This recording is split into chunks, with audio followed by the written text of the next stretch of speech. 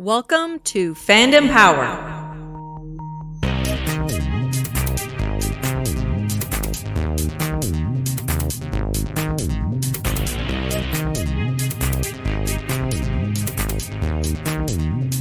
Hey, welcome back to Fandom Power, the show where we talk about all things pop culture. I'm your host, Wes, and today with me is our producer, Andy. Hello. Today, this is going to be an interesting one, I think, because this is a topic that I don't know a whole lot about. And Andy, I got to put some props over to you for really going through the motions of setting this one up and contacting all of our guests. I hope it's going to be a great conversation. Today, we're talking about cosplay. So, a little brief intro here on cosplay, some research I did here. And so cosplay is a portmanteau of the words costume and play. The term is often attributed to Japanese producer Nobuyuki Takahashi, who coined the word in an article appearing in the June 1983 issue of My Anime magazine. But the origins of cosplay can be traced much further than that. As early as the late 15th century, people have been dressing up to become someone else or something else. From Venetian masquerade balls to Japanese kabuki theater, cosplay in all its form is an international phenomenon. Today, in 2020, it's virtually impossible to attend a fandom-themed convention without encountering a wide variety of characters from across multiple mediums. Whether it's film and TV, literary characters, or even fan-made original characters, all are there sharing the love of their favorite fandoms. And today, we're lucky to have some very special cosplay guests joining us to walk us through what it's like to be a cosplayer.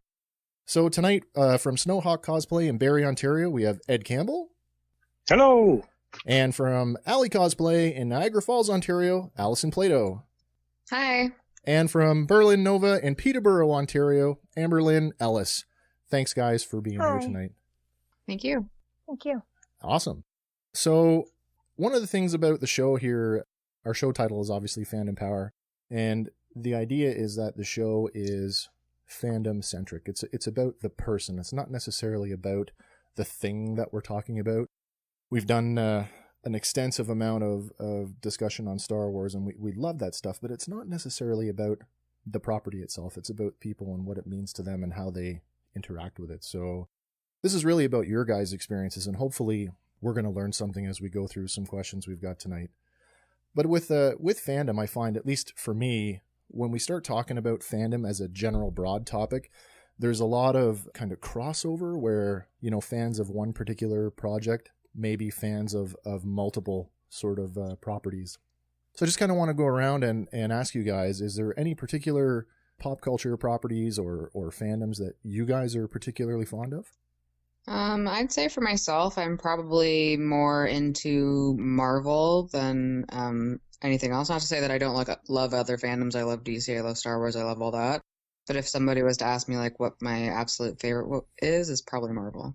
Oh, fantastic. I'm a little all over the place with my fandoms. Most of mine are in anime, such as Black Butler and One Piece, some gaming with Final Fantasy, Star Trek and Doctor Who, as well as I'd have to say Batman. Batman is a huge fandom for me. Oh, that's fantastic. Do you find, I guess, actually, Ed, we should probably hear from you before we go to the next part. Well, for me, some of my big fandoms are definitely comic books, movies, video games, action figures. I've been collecting action figures for, pretty much my whole life. And Sure. Especially here over the last couple months, I've really got right back into collecting action figures, especially G.I. Joe. And as far as the other stuff, like I've been a lifelong DC and Marvel fan. I can remember like some of my first superhero memories are like Batman, but back in, I'm probably a little bit older than everyone else in the group, so I'm talking like late 70s. Yeah. That I remember Batman and Robin. On Star Wars, like I remember, what was it? Return Jedi I actually got to see in theater in 83 when it came out. So, so Star Wars and Star Trek and all that, it's been my life, my entire life. So all of those fandoms are just part of daily life for me. So Yeah. I find that in that regards, I mean, amongst all of us, including me, and Andy, I think would share in some of this as well, is that we all have this common, at the core of it, it all boils down to it's a thing we love, and it's there's this connection that, you know, like you say, Ed, you collect a lot of action figures, and I can certainly relate to that because I'm a big action figure collector too. But even if I didn't have the, you know, those little pieces of plastic to sort of, you know, mull over, I would still have the connection to the things that I love because of, you know, kind of the way that they make me feel. Yep. So I'm not sure because I can't see everybody. I'm not sure. Was it Amber that mentioned you were into anime? Yes. Okay. So interesting that, you know, of the three of you, your fandoms kind of really are at the heart of cosplay as we understand it, sort of in the modern context that I think a lot of people associate it with Japanese anime. I'd say it's definitely a big part of it, and it has its own conventions such as Anime North in Toronto every year. That's right. And it's amazing to see how many fandoms there are in anime just by itself. I know my knowledge of anime kind of ends sort of you know, in the 1980s with most of the, you know, those early animes that were brought over to North America, and they were adapted for a North American market and translated, and a lot of them, you know, translated poorly. So when it comes to like the bigger world of anime, I'm so ignorant when it comes to that. So I find when I'm at a convention and I'm seeing all these amazing costumes and these awesome characters, and I can't relate to them because I have no idea what they are.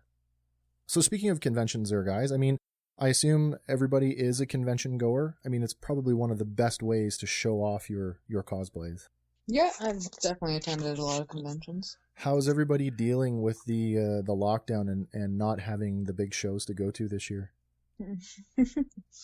Well, actually, funny enough, Ed and I were just talking about this yesterday because we had planned on hitting probably like 6 or something around their conventions this year.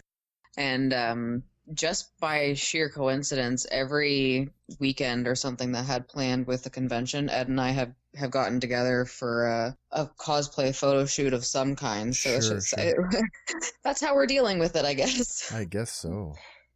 Well, like we had the original plan of being at Fan Expo. We had the plan of being Niagara Falls Comic Con, Hamilton Comic Con, even March Comic Con.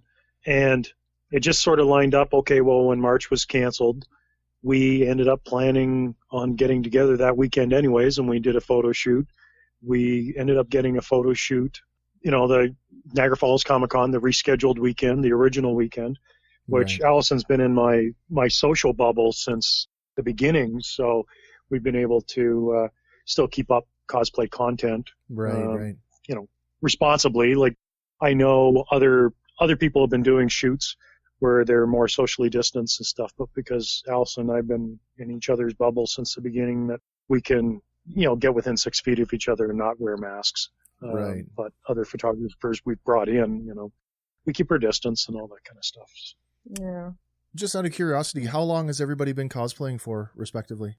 Since 2018, so not long, just for 2 years for me. Awesome. And how about you, Ed? As a cosplayer, since 2011, but I've been making costumes since I was 11 years old, so that was 1998. Right. And yourself? And so for me, I started in 2013. Right. And it started off, I was writing for a website based in Southern Ontario, a comic book website, and I was interviewing cosplayers, kind of like this, leading up to it. Yeah. And I wanted to culminate my story is what's it like to try cosplay for the first time. So I ended up having a Thor suit commission. Oh, wow. And I cosplayed Thor, and I actually got more fun and more excitement from being a cosplayer than I was in the comic book side of interviewing comic book creators. Wow. So, yeah, within a year of cosplaying, I ended up quitting the website and focused more on cosplay, and I actually got more, I could get more notoriety when I go to a comic book convention than when I had my media pass. Yeah. So that's how basically I got into it, and it's stuck ever since. It's funny that you say that. I mean, I've been to the, as a vendor, I've been on the show circuit for a few years myself, and we see a lot of cosplayers who come out, and it's a full-on business for some of these people. Are any of you guys as far into cosplay that it's become a business, or is it still a hobby, or is it a mix of both, or where are you guys at with it? I'm hoping to hopefully make it into some form of career one day, but I was watching a video from, I think her name is like Jenny V or something like that, but she's a huge cosplayer and she does it professionally. Sure. And she basically said, like, if you're gonna do it professionally, you need to have like a good solid following before you do all that stuff.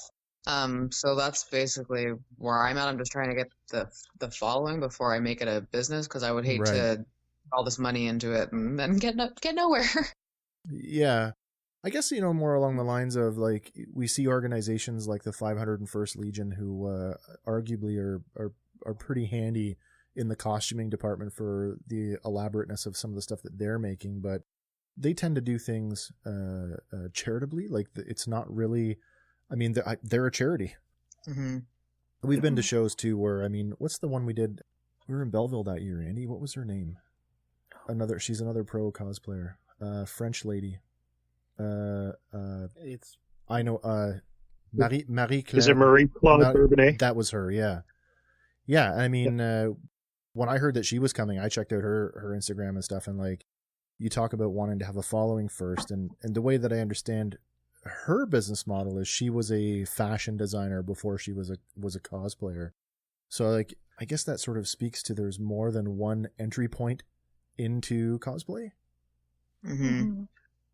And with someone like Marie-Claude as well, she has, when you look at her content, she has a certain look, but then she can build like crazy props. Yeah. Like it's amazing. Like her workshop, like if you follow her on her social media, when she was posting work in progress stuff, like some of the stuff she was building in her workshop was absolutely amazing. Totally. I got the opportunity to meet her in Kitchener a couple of years ago, and she was like super down to earth, and she was great. Yeah. Like I absolutely enjoyed talking to her. She had this really elaborate, like a spider build that she had done. I remember seeing that, going, "Oh my god! Like you built that at home? Like how did you do this?" Like, it's so beyond my skill level.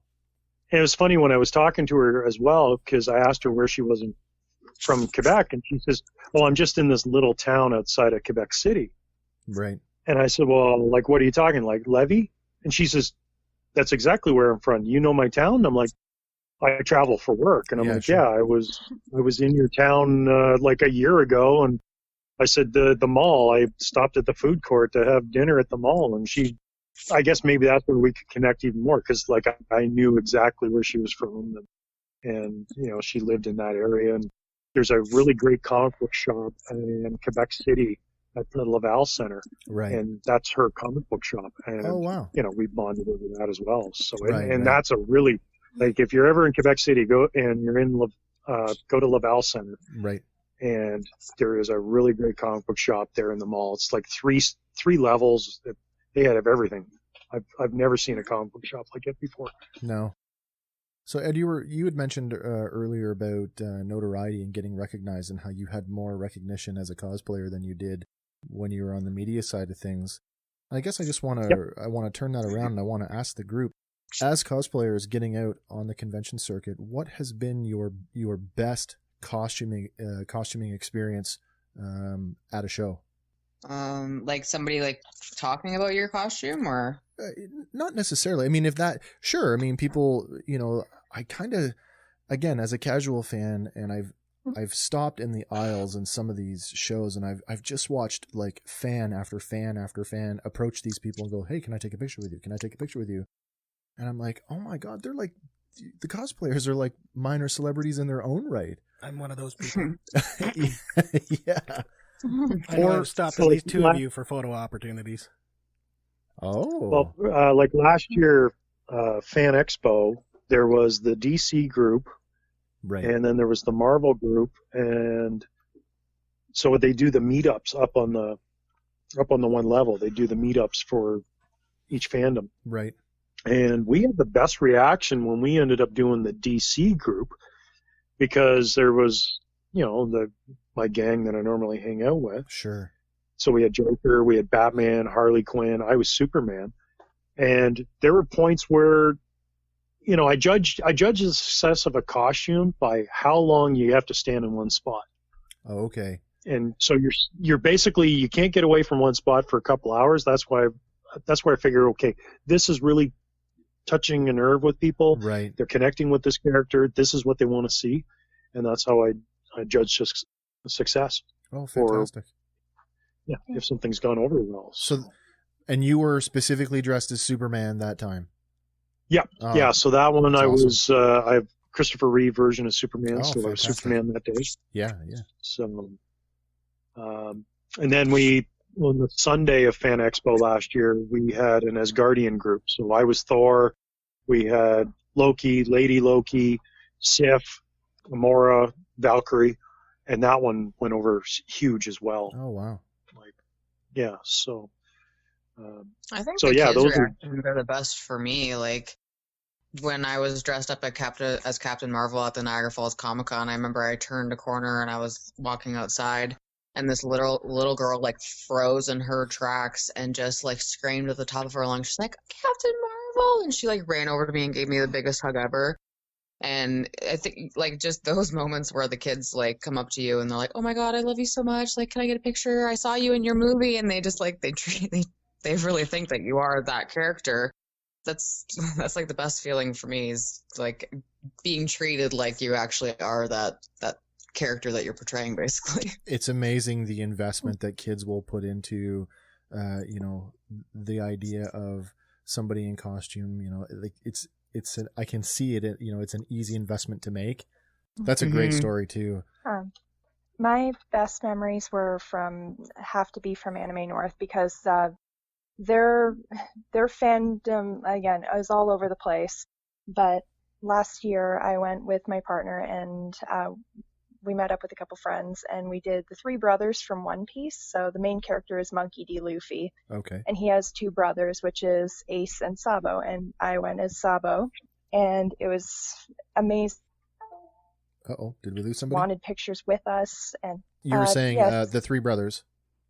Yes. And so we did a photo shoot together. And we ended up going and joining because something they do at Anime North. They do it at Fan Expo too. And a lot of the bigger cons where they do community shoots where the fandoms of the community will meet up together and will do a photo shoot. And I got to meet so many wonderful people doing that. And it was kind of interesting because they brought their own little mini pirate ship for it and everything. They brought like little set piece stick.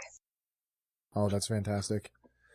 I guess conversely then, I mean, we have all these wonderful experiences when we go to conventions and I've had them. And again, my experience is primarily either as an attendee or as a vendor. So conversely, there's the bad experiences. And I know as a dealer, I've had some bad experiences. And even as an attendee, there's spacing issues and all the things that go with attending a convention. But I've seen online, particularly in certain online groups where people are sort of talking about going to conventions. And this topic has come up quite a bit. And the idea that cosplay is not, consent. Is not consent. Has that happened to any of you guys? I was dressed as Harley Quinn Suicide at my very first Niagara Falls Comic Con, and that outfit in itself is very revealing. So, I mean, I definitely had a lot of gentlemen really wanting to come up to me and take a photo.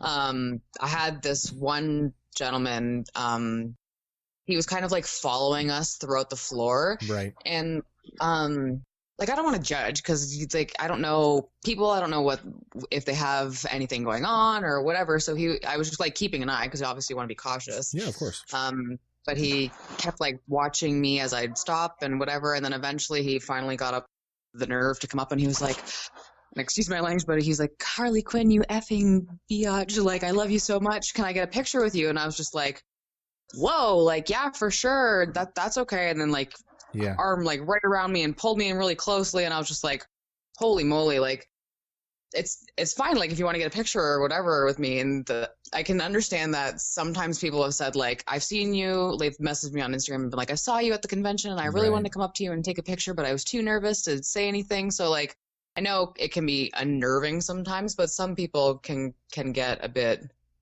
I often intense. And that mirrors Mm-hmm. a lot of the things that I had read, and it makes me wonder, with some people, is it like, do they just disconnect their brain and not associate the character with there is a living, breathing person in that costume, and they just suddenly forget all the normal trappings of like, etiquette and spacing and Boundaries. touching. Yeah, boundaries. Yeah. I think that it definitely does, because I feel like when he came up to me and was like he literally called me. He's like, Harley Quinn, blah, blah, blah, blah. Like, I feel like there must be some form of disconnect there where it was like you're looking at me and you Yeah. see the character before you see me, Right. which is fine because like I'm a cosplayer. That's what I'm doing. I'm dressing up as a character. I hope you see me as Yeah, that of course. character, but also know like, yes, there is a different person underneath. And even if I Right. was the real Harley Quinn and I was Margot Robbie, like, you would still give the same respect to that person, knowing that, yes, it's still a person underneath. We're just portraying a character kind of thing. Right. Mm-hmm. How about you, Amber? Have you ever had any weird experiences like that? Oh, yes. Well, I've been mostly lucky because the nature of my cosplay is I do a lot of crossplay. So I do a lot of male characters, and so it's happened a little less for me. And also, my husband is usually there right with me and Right. cosplaying with me when I am a woman. So together we have done Catwoman and the Penguin from the 92 Batman Oh, Returns. Batman Returns, yeah. I actually have a photo of that one. And Oh, excellent. specifically at this convention, did that cosplay. I had another cosplayer actually come up to me and ask me if they could do a picture with me. So they were in full costume. I figured that they would be respectful. Sure. Right when the photo was taken, he put his hand on my butt.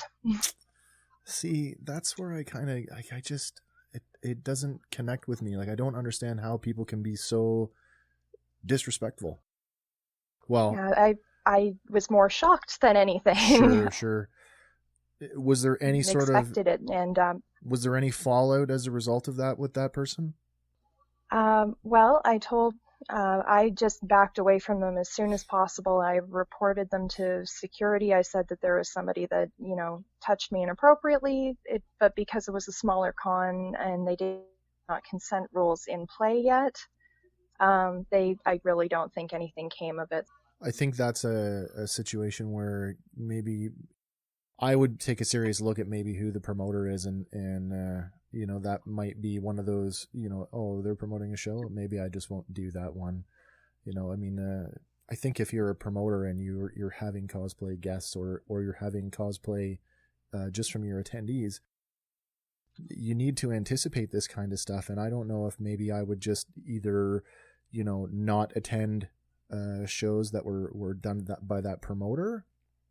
But I mean, you have to anticipate this stuff. I mean, even if you're having, let's say you're hiring a professional cosplayer, or even just your guests and your attendees, who are, some of them are going to come dressed as their favorite characters.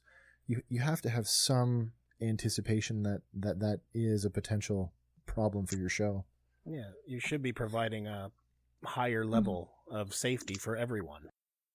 I totally agree with that. So Ed, I'm not going to assume that this is a particular it's a gendered issue. I understand that it happens both sides of the street. So as a male, have you ever been in a position where you've been like someone's crossed the line with you? Well, for me, I think there was only once or twice where it's usually when I'm Thor. Right. Like when I'm dressed up as Thor, I've had some older ladies come over and really want their picture with Thor, and yeah, I had one. I remember she grabbed my butt before she walked away, and to me, I was like, hey, if she enjoyed it, then fine. I wasn't that worried about it. I have had other friends have a little bit worse experiences.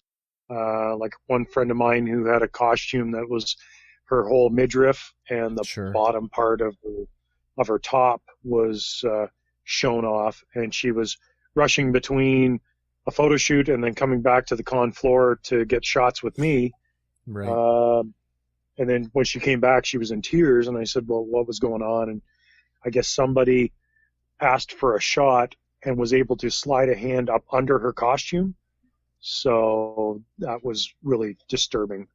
I guess so. It was like, well, who was it? But by that point, she was already flustered and had no idea what was going on, and Yeah.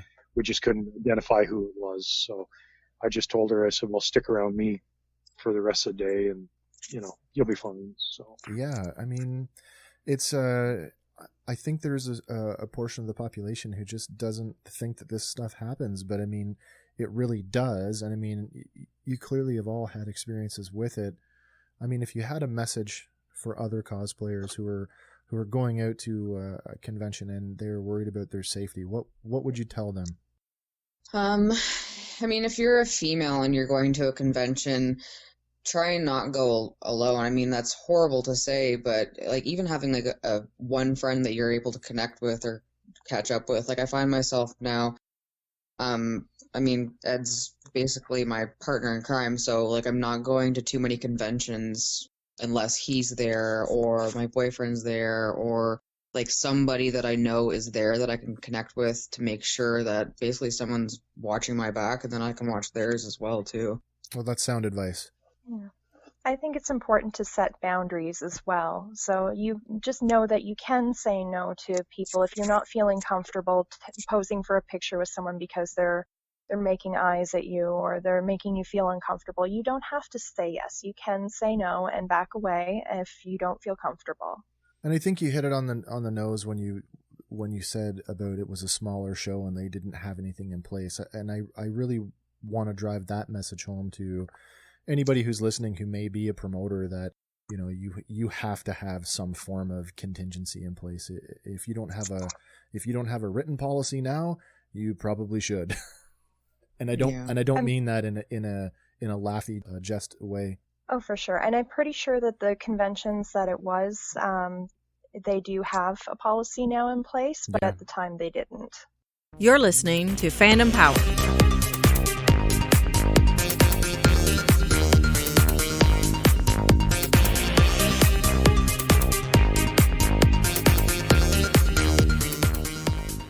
So let's shift gears for a second and let's talk about characters and specifically sort of what are your favorite characters that you find yourselves doing the most or that you enjoy playing the most? Well, for me, it would be the my go-to is my Captain Marvel one, obviously. The character just resonates with me. When I saw the film, I was absolutely in love. And I mean, like I had heard about the character before the film and knew some of the story. But then seeing it in the movie, I was like, oh my gosh, yes, like I definitely need to cosplay this.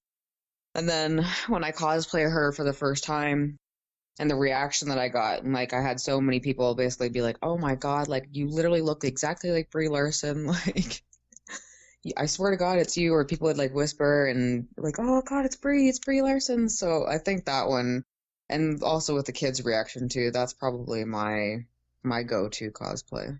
Right on. How about you, Amber? Mine, I have my two favorites, again, because I do a lot of stuff with the anime circuit. Sure. And Grell Sutcliffe from Black Butler. Yes. A fun, flamboyant ball of crazy. It takes place in London, and he's a Grim Reaper that wears all red, and instead of using a scythe, he uses a chainsaw.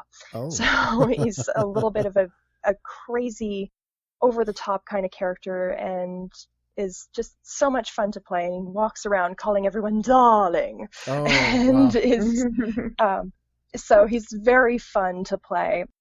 The other one that is that I like to do the most is Catwoman, and that's just because she's kind of in your face, and it's my most popular one. It's the one that people come up to me and they say that, oh my God, your costume's amazing. Like Allison, I've had little kids come up to me and ask me to sign their Catwoman comics, which was wow. really, really sweet. And do you sign them as Catwoman or do you sign them as Amber? I sign them as Catwoman. I usually sign them with a meow too. Oh, that's fantastic. So on the Catwoman thing, is there a particular version of Catwoman that you prefer, or is it your own original take on her? I do the new 52 version of Catwoman, not the most current one, but the up to this last year that they've changed her costume. Oh, that's fantastic. I'm just going to jump in there for a second and just as an aside, I, as growing up as a kid, was pretty much a Marvel kid. And as I got older as an adult, I'm like, gee, some of this DC stuff's pretty good, but I'd never really bought into it. But the new 52, when they launched everything again from like issue 1, I'm like, I'm in. So yay for the new 52. Thank you. I love the new 52 as well. That's where I kind of jumped into comics as well. So, yeah. Fantastic. Favorite character to play, Ed? How about you?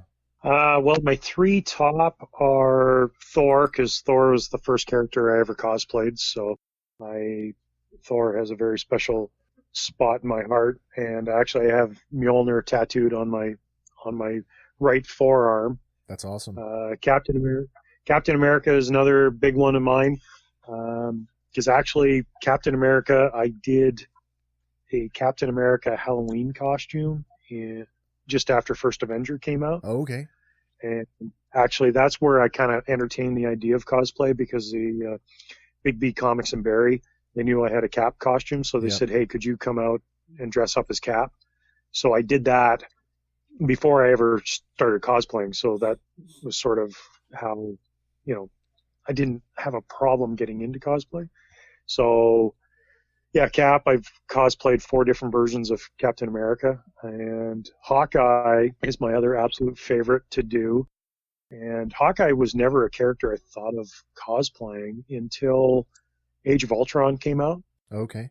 And when Age of Ultron came out, and then, they have to go on the run. So Hawkeye says, I have a place, and they go to the farm. Right. And then you find out Hawkeye's married, and Hawkeye has kids. Right.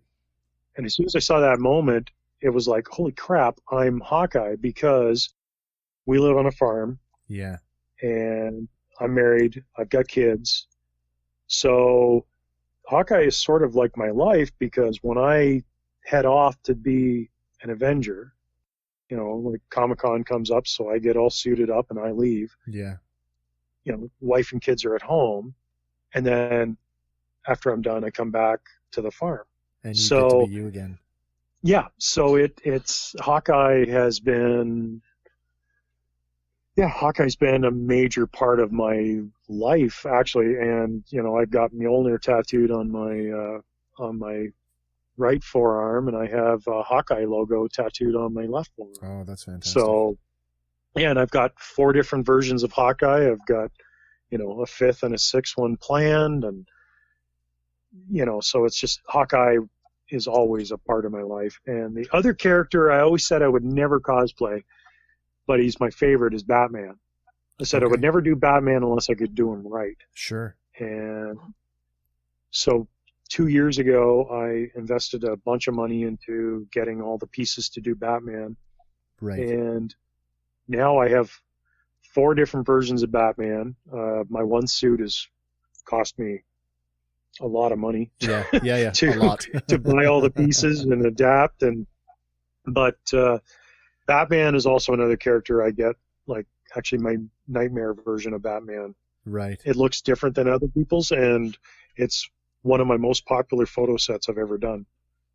Where, when I put up a poll of like, what's your favorite character I do? Right. And Nightmare Batman's usually top of the list.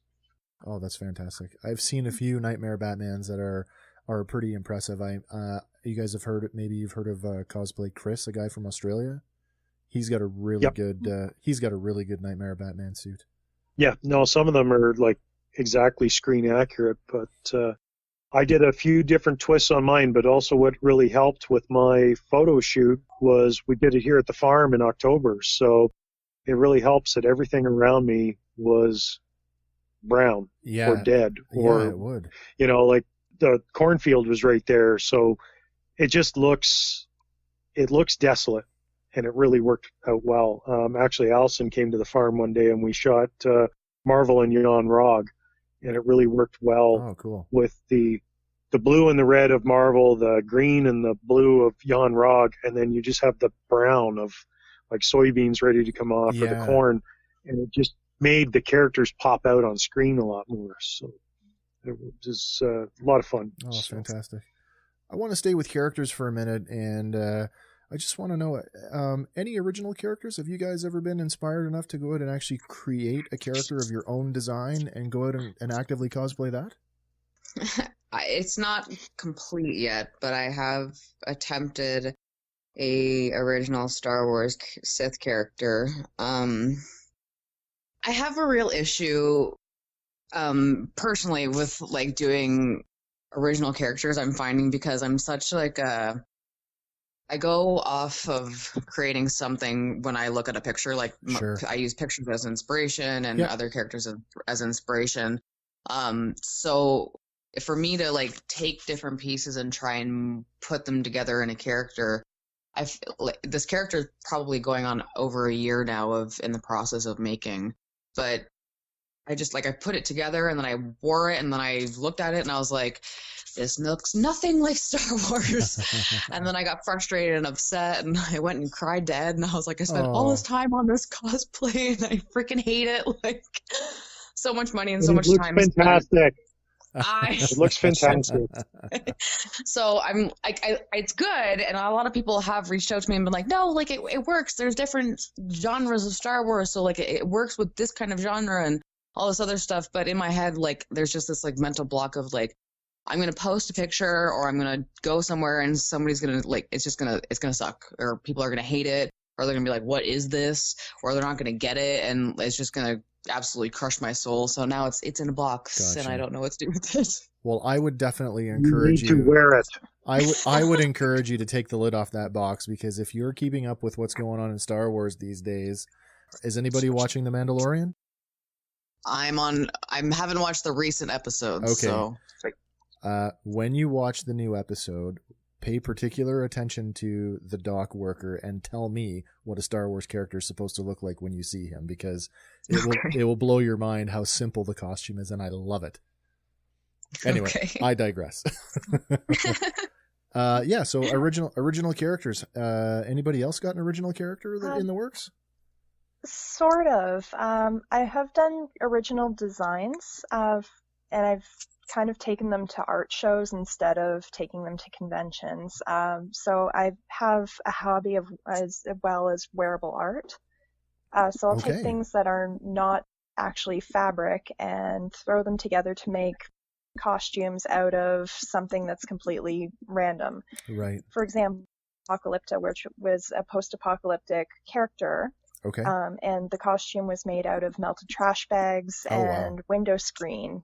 And I took that to an art show instead of, I don't think the convention's stuff. Oh, okay. It's a little weird. A little, but that's okay. I mean, is there, I don't think there's really, and you guys would know better, are there any real rules to cosplay? No. I didn't think No. so. I mean, I feel like it's a pretty open, anything goes kind of no thing. wrong way to do it. Yeah. And I guess my last question really on characters kind of goes back to what you were talking about, Amber, about crossplay. And I guess not just necessarily crossplay where it's a gender swap, but what about combining your fandoms into a single costume? We see a lot of those. I've seen like, the Iron Man suit that's in like Boba Fett colors, or Batman with a Captain America, star on his chest, like just that kind of stuff. Do you guys kind of dip into that at all? Well, Ed, you were talking about mashing up a bunch of your Jokers together. Yeah, well, the one idea is I want to make my own version of Joker, but use inspiration from, Jack Nicholson's version and Jared Leto's version and Keith's version and Joaquin, and create, what I would do as Joker. I did have the idea of crossing. I love the movie Harley Davidson and the Marlboro Man. Oh, nice. And I had the idea of taking Harley Davidson, so Mickey Rourke's character, because I love that. I love his look, like the leather jacket and the the motorcycle suit. Yeah. But doing it up in Harley Quinn colors instead. Oh wow. So it'd be Harley Quinn Davidson. Yeah, that's really cool. So that was a project I had on the. I had plans to do that project at one time. I have the leather jacket. I just haven't started to work on it yet. Oh, that's fantastic. it's one of those I don't know by the time I'm done would anyone get it, because just Harley Davidson and Marlboro Man is sort of a forgotten film now. Yeah, that again, that kind of speaks to the age of your audience, I guess. Yeah. As far as other mashups, I thought of doing. I had the ideas of doing the Magnificent Star-Lord. So taking Nice. Chris Pratt's character from the Magnificent Seven, Yes. and mashing it up with With Star-Lord. Star-Lord. Oh, that's classic. I So love that idea. was another project I had on the go. But again, like, if you didn't watch the Magnificent Seven, you wouldn't get it. But I just liked, Chris Pratt was great in that movie. Yeah. So I had the idea of, Magnificent Star-Lord. It also, it's fun to say. It totally is, yeah. What about you, Allison? How about any mashups or crossplay for you? Well, I've had some people suggest, like, I saw like a Elsa Star Wars crossplay there. Sure. I've had a lot of people basically just like reach out and been like, oh, you should do like a character that I've already done, but then like mash it with this. Oh, okay. But she seems, I don't know why, but Elsa seems to be the most cross-versed, I guess, cosplay that people have reached out and been like, you should really do this with this character.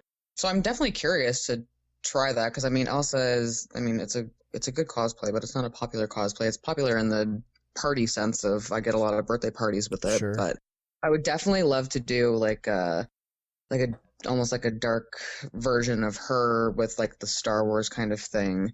I think that would be kind of cool. I clearly have a thing for the dark side, so we'll just roll with it.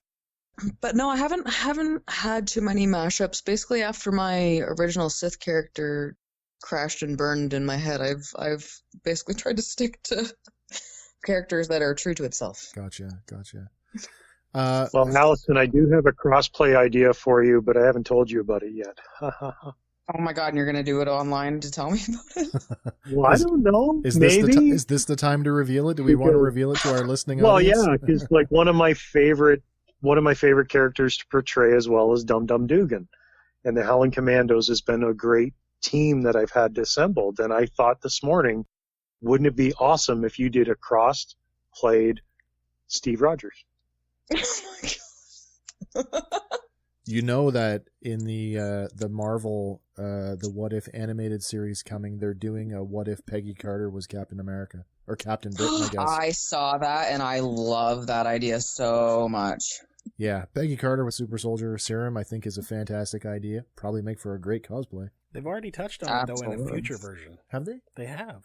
Well, you would know better than me because I'm so out of touch with comic books. Guys, let's talk about the process itself. You know, we've got the inspiration, whether it's photos or original characters, and now it comes time to build the costume. Ed, you'd already touched on buying parts of your costume, and I know that is part of it. What are your thoughts on the difference between purchase costume or building your own? And is there, what's acceptable and what's not in that sort of sense? Well, for me, at one time, I used to take pride that I built everything I wore, whether it was good or not. But really, over the last couple of years with work, I've just been so busy. So instead of cosplay, I've been calling it costplay. I've been buying my suits. Like Jan Rog, I just bought it and put it on.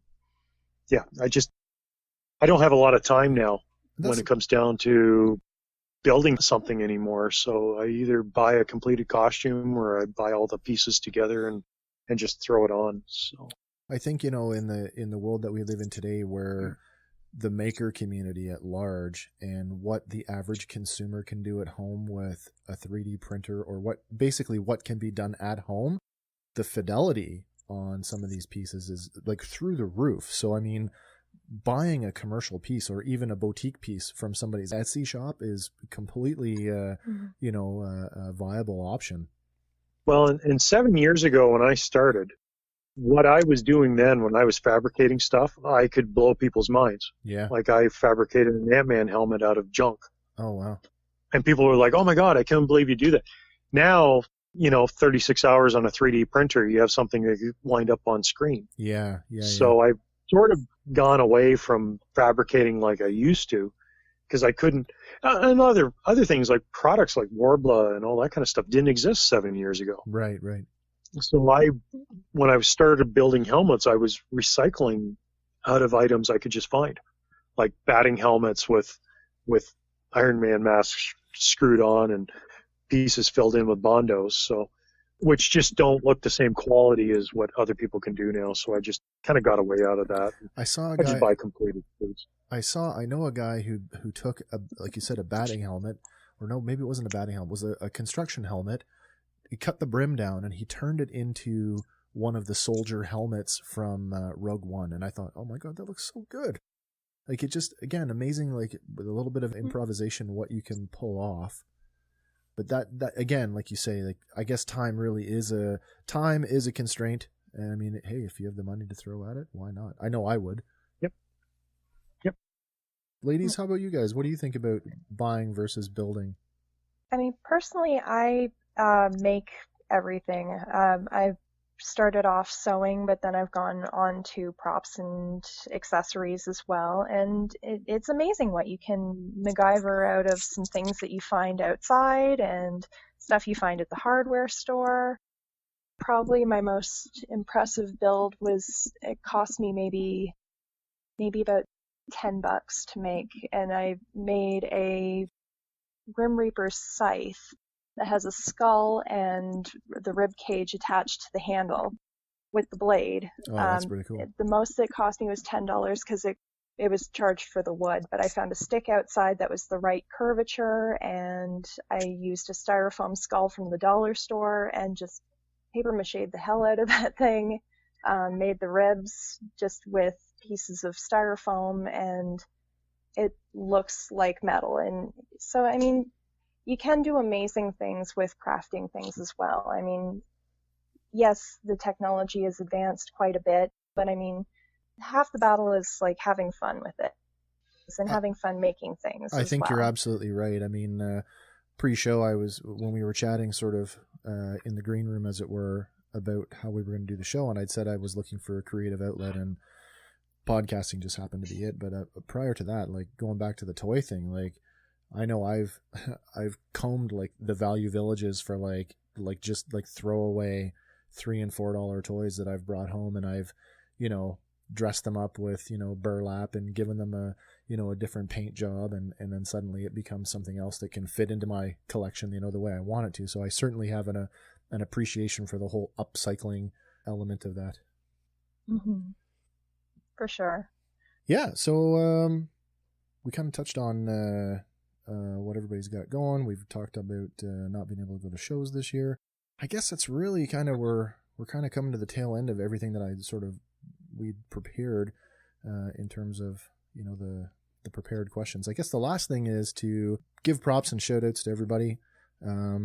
So if people wanted to find you guys, and we'll just kind of go around, and we'll start with you, Ed.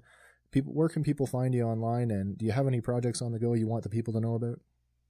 So you can find me on Instagram and Facebook at Snowhawk Cosplay, and I also have pretty much Snowhawk Cosplay is my brand on everything. I've got a Pinterest page that I never use. I have a Tumblr page I never use, but I'm most active on Instagram and Facebook. As far as projects coming up, I got a Spider-Verse one that we're working on. And other than that, a lot of photo shoots planned. So by the time you figure out all the photo shoots we got on the go, probably 2 years worth of content coming up. Oh, that's great. You're a busy man then. Yeah. Allison, how about you? Where can people find you? I'm pretty much active on Instagram, and I'm attempting this TikTok thing, but I'm not great at it. So if you watch my videos, don't laugh. I'm horrible.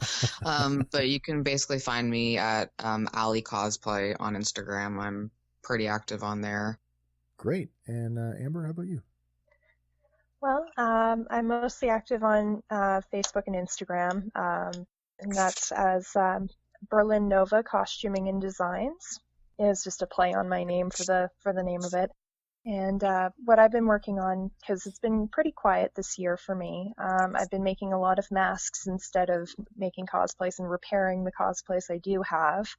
But I have the fabric to start working on Ayame Soma from Fruits Basket. So I've got fingers crossed on that one for when we can cosplay to events again. Yeah, I think we're all looking forward to that day when we can all kind of get back on the show floor and mix and match with everybody and see old friends. And I certainly feel it too. And I guess before we close it out, I just want to extend a warm thank you to all three of you for wanting to come and hang out with us tonight for the last hour and kind of shed some light on the world of cosplay. It certainly it was enlightening for me because the closest I've ever gotten to it is Halloween. So I just want to say thanks very much for letting me a little bit into your world, and special thanks to producer Andy for putting this episode together. So again, thanks for being with us. I hope you guys had a good time, and I hope you'd be willing to come back if we had some more stuff to talk about. Thank you so much. Problem. Yeah, I had fun. Okay, guys. Thank you for having me. Yeah, guys, it was wonderful. Thanks so much. And bye for now. Hey guys, thanks for listening to Fandom Power. Be sure to like us on Facebook and follow us on Instagram and Twitter. Newsflash, this just in. Stay tuned for the after show.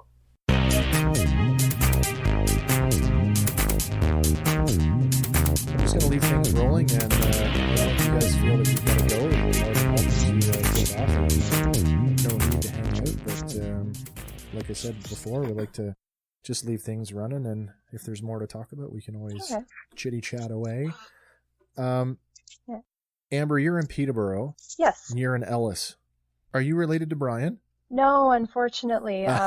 It's married name. Oh, and he's from the Havelock Ellises. Oh, fair enough. Okay, I totally nerfed on that one. I'm like, I wonder. I get asked that a lot, though. Well, why not? I mean, he's a Peterborough personality, so I guess it makes sense. Oh, for sure. Ed, you're Niagara, correct? Very. No, I'm not. Oh, I'm sorry. Barry. Yes, you're Allison, you're in Niagara Falls. You guys both have done the convention there.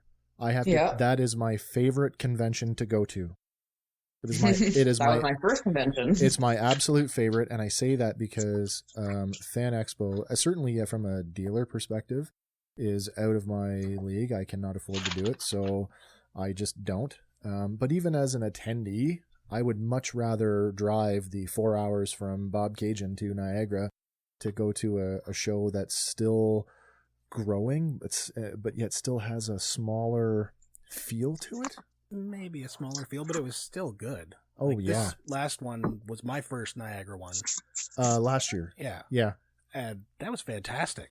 I know, we had a great time. It's the first time that I've gone to a convention where it's like we're getting a hotel and we're staying the weekend, and we did the whole weekend. So, yeah, it was fantastic. Nice. Yeah, no, it's a really great one. I unfortunately haven't had the opportunity to go to a fan expo yet because the first year I started cosplaying, I just couldn't afford it, and I had a whole bunch of unfortunate financial stuff happen. And then I was planning on going this year and had my ticket and everything, and then COVID happened, so that didn't happen. So I'm hoping that 2021 is kind. You'd think that, the conventions, at least the bigger ones, would start making exceptions for cosplayers like they do for media. But I mean, the way I understand it, pretty much, unless you're like a big name, like, and I can't even name, other than Marie Claude, I couldn't tell you some of the other people who are big, like, but you guys pay for your passes like everybody else, right? Oh God, yeah. Yeah. It's funny too, because it's almost like the show is getting like free entertainment. Do you know what I mean? Like, yeah, well, it's definitely been frustrating because, like, and it's funny because I'd even got an email it wasn't long ago, Ed, that you got an email from Fan Expo, and it was like, be a cosplayer at our show. And then they listed the guidelines, and, like, it was ridiculous. He was reading it to me. I'm like, what in God's name? Like, did they even get... like they sent it out and you could be a cosplayer, but then one of the requirements is you had to fabricate 75% of your costumes. And you had to have at least 2 costumes. Oh, right. For the show To break it I'm up. like, well, that if I look at all 35 or 40 costumes I have, I haven't fabricated 75% of them all. So. Were they going to offer you a preferential rate? No, you would actually get, like, if you were considered, you'd actually get a booth. Oh, you So would? Okay. You'd get passes, Mhm. you'd get a booth. But I was online the other day and I saw that Fan Expo I- Dallas was advertising their vendor rates, and they were like, "Hey, COVID special," and it was like $800 or $900 for like an 8x10 booth or an 8x8 Holy. booth. So then I'm like, I'm gonna check out the Toronto show. So I flip over to, and I don't know if the numbers are like for 2021 or last year or what this year would be, but they were like $1,200 for an 8x8 booth as a vendor. Like there's no way somebody of my income level can do that as a casual Mhm. vendor. Yeah, no, that's a bit much. Fan And, Expo's gotten they've very even been- expensive. With the Oh, yeah. dollar conversion, though, it's probably pretty similar. It probably is, but I mean, how is Still. that a deal? Yeah. When I can go and do like a small toy show like the one in Quinty for, $60 a table. Do you know what I mean? Like I can't rationalize going to a show for $1,200. That's more than I would spend as an attendee. well, then on top of that, say you did Fan Expo and you're $1,200 a booth. Yeah. That still doesn't even include hotel and parking and food and all that kind of stuff. Oh yeah, absolutely. I was speaking to a guy. There was a guy at Niagara last year who I recognized from the toy show circuit because we've done a bunch of shows together, and I stopped to talk to him. We talked to all the other vendors that we recognized, and we're like, "Hey guys, what's it like to do Niagara?" And they're like, "Well, this is a pretty good show to do." They were getting what did he get his for? 800, I think it was 800 Canadian. But he's like, but if you need power, that's $150, and a parking space is another $50. So it's $1,000 for the weekend before you sell anything. But the one guy's like, well, he's like, I only live in Oakville. He's like, so I set my booth up, and he's like, I'm commuting home every night. I'm like, oh my God, I couldn't do it. I'd rather just go down to the falls, spend the weekend, be a tourist, and just have a good time. No, when it comes down to being a vendor and being a patron of a show, Yeah. it ends up being cheaper just being a patron of the show. It really does, though. And I mean, like, Then, though, Oh, go ahead. depending on what show, though, it can get pretty pricey. Well, that's true. That's true. I mean, my eyes are often bigger than my wallet, so I have to be careful when I get out there. Yeah, even with convention rates, though, I noticed that specifically Fan Expo, like they used to be about $120 a night for the hotel rooms, and that was pretty reasonable for a 4 or 5 star hotel in downtown Toronto. Oh yeah, that's good. But now they're charging just the regular rates for them. So I mean, yikes. Here we are in the middle of COVID, and everybody's trying to make a living out of it, and somewhere down the line the ultimate sentiment is somebody's got to pay. There's no real relief, and then there's no real incentive on the other side of it, so what do you do? Mm-hmm. And I think that's for me why I kind of prefer I love going to the big shows and having the celebrity experience. That's a big part of it for me, but I am definitely okay with sticking to the smaller shows for my shopping needs, that's for sure. I find at the bigger shows, though, you get a more diverse mix of the cosplayers. Oh, for sure you which, for me, is fantastic. I love seeing everybody's work and, how they're expressing their fandom. Yeah. And grabbing a photo, permission pending. Yeah, of course. But, yeah, that's always been one of my more favorite experiences of going to these events. It's good for you, too, because, as an amateur photographer, you're getting, more... It's more, I guess, shutter time. Is that the right term? More practice, I anyway. guess so, yeah. You're working under, not ideal conditions because your lighting is shifting from wherever you are in the building. Yeah. And I don't know. From that point, it's still fun though. Do you guys have a photographer like that you prefer to work with, or like somebody who does your photography for you?